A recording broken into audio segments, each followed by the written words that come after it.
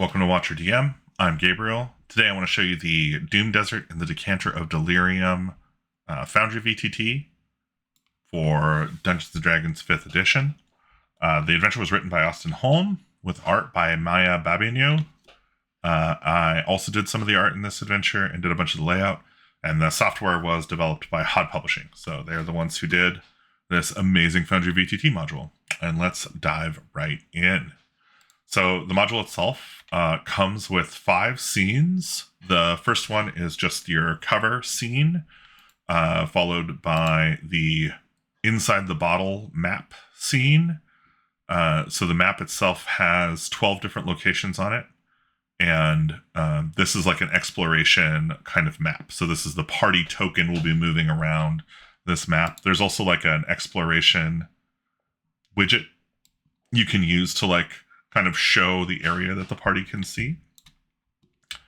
So that's how that works. And then if you dive into the next scene, you've got the water scene or water cave scene, which is super cool. A little cave with a bunch of thirsty cultists around a guy there. We've got the white ziggurat scene, which has, of course, Shavra the Goat Man protecting the top of the white ziggurat. And then the penultimate scene is the Black Pyramid. So on the top of the Black Pyramid, this is like the escape point. So those are the 5 scenes that are in here. And you can see there's tokens baked in for each one. So go back to the core scene here. There are also, let's see, 1, 2, 3, 4, 5, 6, 7, 8, 9, 10, 11, 12, 13 actors. These represent the different monsters found throughout the adventure. And then there's no custom items. All the items that are in this adventure are from the standard SRD. And then we've got the journal. So there's a number of journal entries here. Obviously, like with all of Hod's stuff, this very much mimics the design from the book. So if you have the book and you have this, you will be able to kind of parse what's going on between the two and leverage knowledge in the one in the other. These actual sections are broken up really nicely.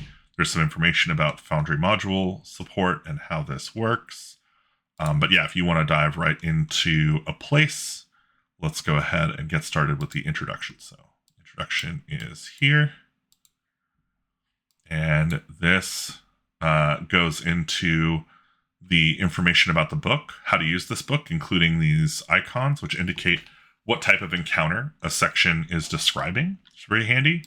The black sand is a drug that is used in the game. And so we've got a table for some of its effects. There are some rollable tables for this. And as you can see, you roll it and it comes right up. Very nice, handy macros for that. And then we've got the adventure hook. So this is like the default hook for the adventure. There's a couple of other options for this, but this is the baseline one for this adventure. And then we've got our general features. This describes the travel, visibility, and illumination. The way that it works in the Black Sand Desert, the Doom Desert here. And then, of course, another key to all of the locations. We also talk about random encounters, so you can do your random encounter rolls here. And then we've got some alternate encounters. These are encounters that you may want to interject, usually about once per game or once per session, where the PCs interact with the educated dog and his pack of feral humans, or the Django Undead, the dead man dragging his own corpse across the desert. Those are some super fun encounters. And then we get into the Decanter proper. These are the keyed locations from the map.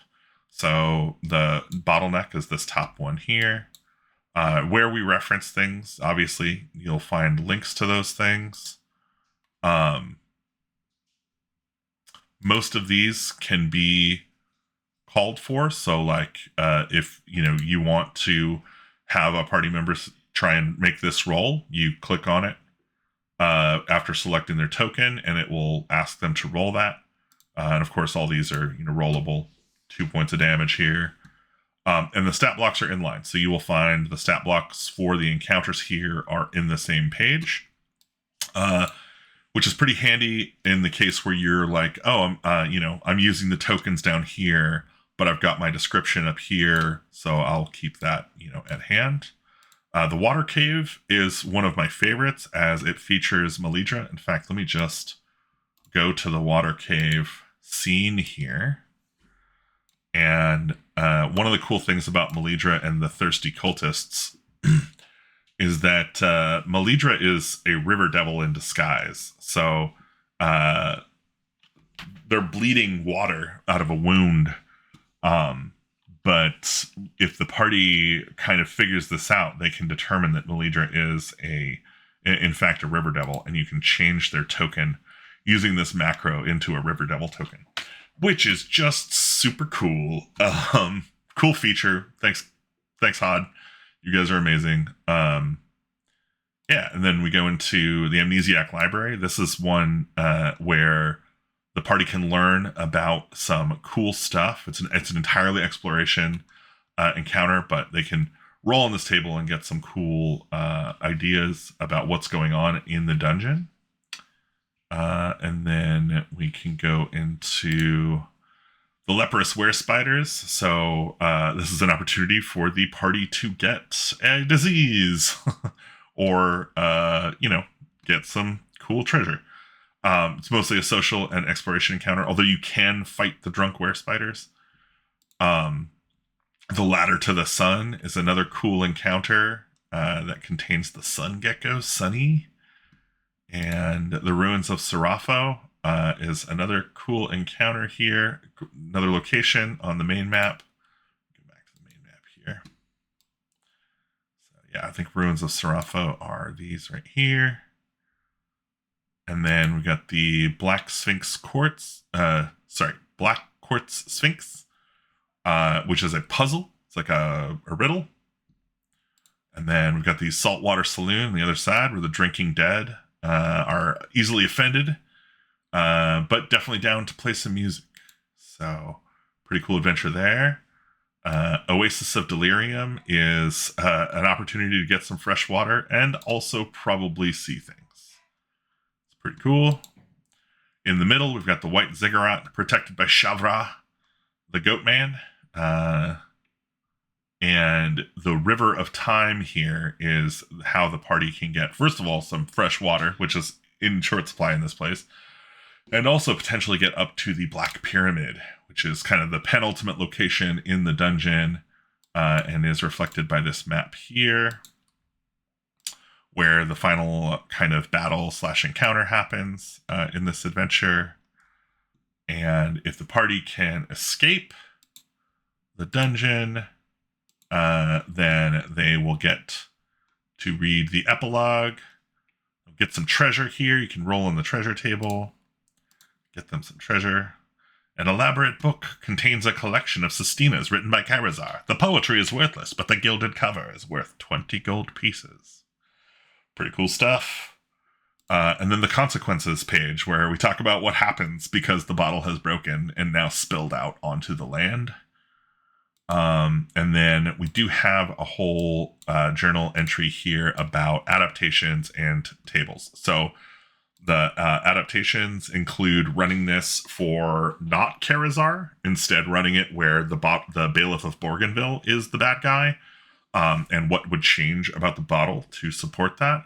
How to run it for higher level parties, which is just, if your party has access to fly, or if they're 3rd to 4th level, like what should you do? Also, how to change it if you have younger players and you don't want to tackle addiction and drug use as a thing. You can kind of sand off the edges a bit by doing this. And then, of course, we've got the video adventure guide on watcherdm.com. And you can join the mailing list if you want more weird adventures. And then we've got our quick reference of tables all back here. So any of the tables in the adventure are all found here. And yeah, that is the Doom Desert in the Decanter of Delirium. That's what we made. And I'm very proud of it. I'm very happy that we made it. and I hope you will enjoy it. If you want to support WatcherDM and the stuff we create, you should come to watcherdm.com and join our mailing list.